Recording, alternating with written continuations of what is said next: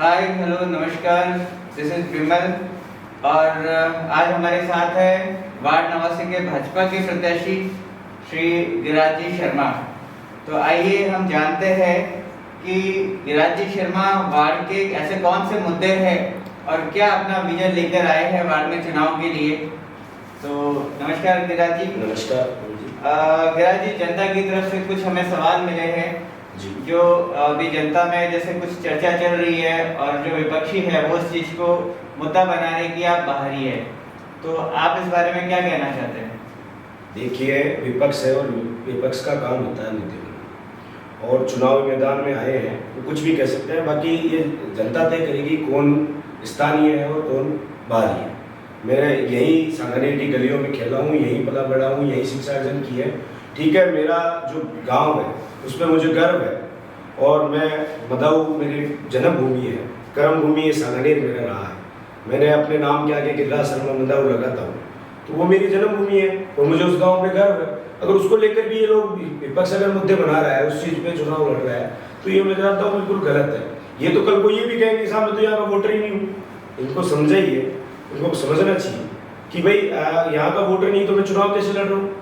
यहीं रह के मैंने यही पिछले कई सालों से सांगानेर का मैं महामंत्री हूँ, यही सेवाएं दी है और ये जनता तय करेगी कि मैं कौन स्थानीय है कौन बाहरी है।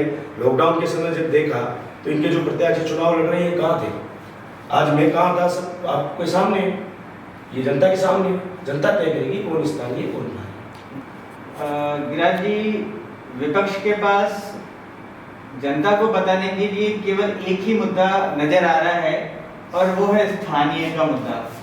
वो स्थानीय और बाहरी के मुद्दे पे चुनाव लड़ रही है केवल, उसके पास और कोई मुद्दा ऐसा वो दिखा भी नहीं रहा और उसको प्रचारित भी नहीं किया जा रहा।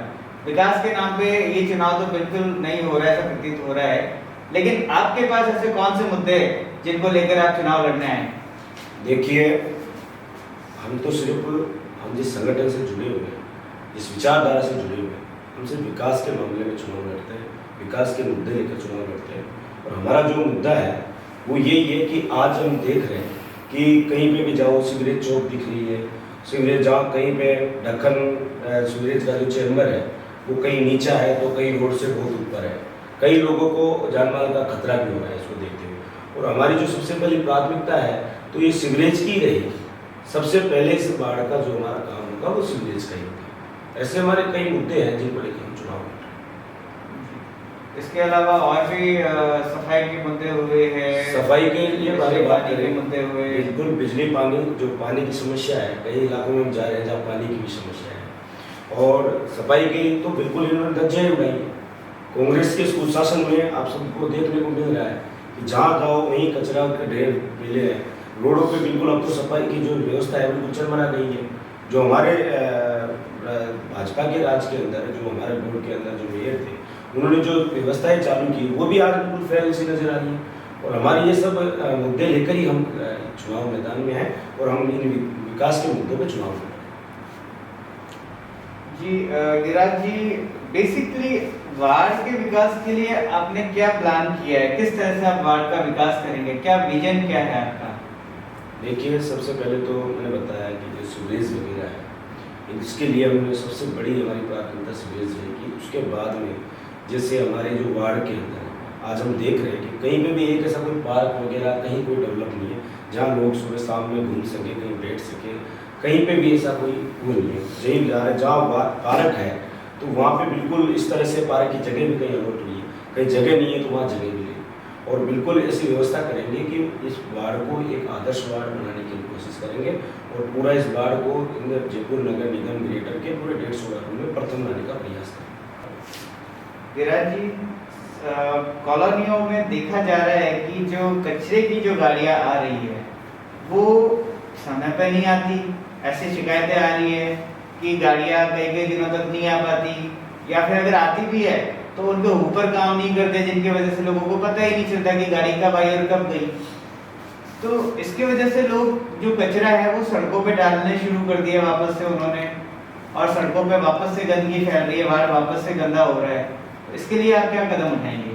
देखिए, हमारे जो प्रधानमंत्री जी का जो सपना है स्वच्छ भारत अभियान, उसको हम गति देने के लिए ही आज हम जमादार बनकर यहाँ वार्ड 89 में भाजपा का प्रत्याशी के नाते में काम करूँ। और हमारा सबसे पहला यही रहेगा कि जो स्वच्छता को लेकर हमारी कड़ी से कड़ी जुड़ रही है, आज पार्षद है, विधायक है, सांसद है, बोर्ड आपको पता है निश्चित रूप से भाजपा का बन रहा है, तो हम सफाई की व्यवस्था को लेकर इस वार्ड में बिल्कुल कचरा मुक्त वार्ड बनाने का और बिल्कुल स्वच्छ भारत जो सपना हमारा स्वच्छ भारत अभियान का जो सपना नरेंद्र मोदी जी ने देखा है, प्रधानमंत्री जी ने देखा है, उनको बिल्कुल धरातल में लेकर जाएंगे। गिरिराज जी, जो बिजली, पानी, सफाई, ये जो मुद्दे हैं, ये तो जनता भी जानती है कि हर बार कोई भी प्रत्याशी आता है तो यही मुद्दों पे चुनाव होते हैं।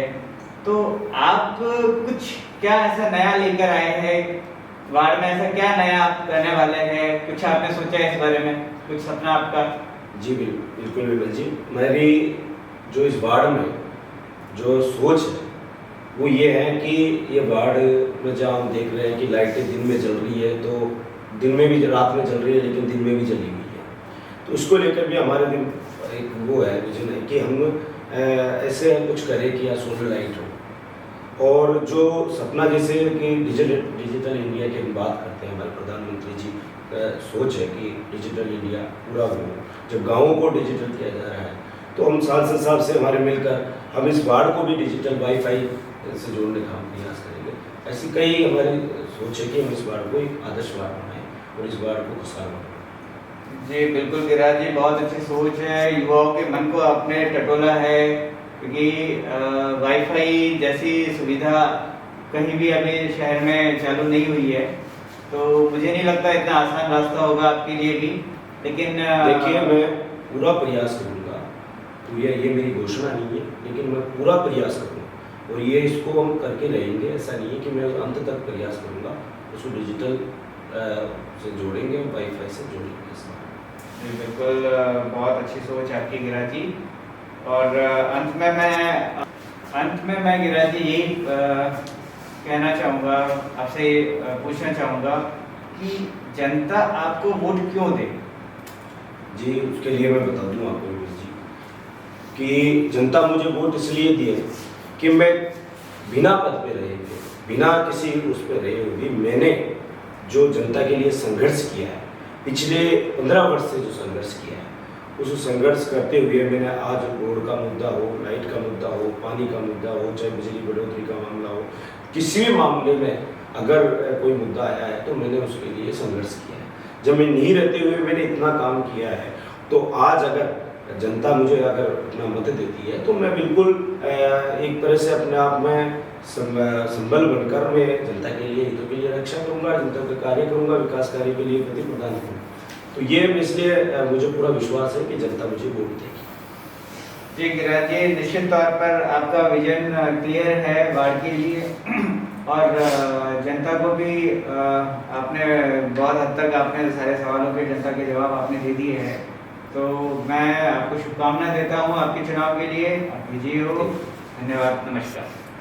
देखिए, मैं जनता से सबसे पहले तो ये अपील करना चाहूँगा कि आप कोरोना काल में किसी प्रकार से ये डरे नहीं और पूरी व्यवस्था जो मास्क, सैनिटाइज, 2 गज दूरी, पूरा गाइडलाइन का पालन करते हुए निर्वाचन आयोग द्वारा भी व्यवस्था की गई है, हम लोगों द्वारा भी अलग अलग प्रकार से व्यवस्था की गई है।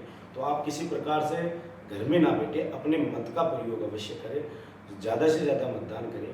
और मैं तो आप सबको यही आपके माध्यम से जनता से अपील करना चाहूँगा कि आप मेरे संघर्ष को देखते हुए मुझे अधिक से अधिक मतदान करें। और एक तरफ संघर्ष है, दूसरी तरफ झूठी शान है, इस बात का आप ध्यान रखें और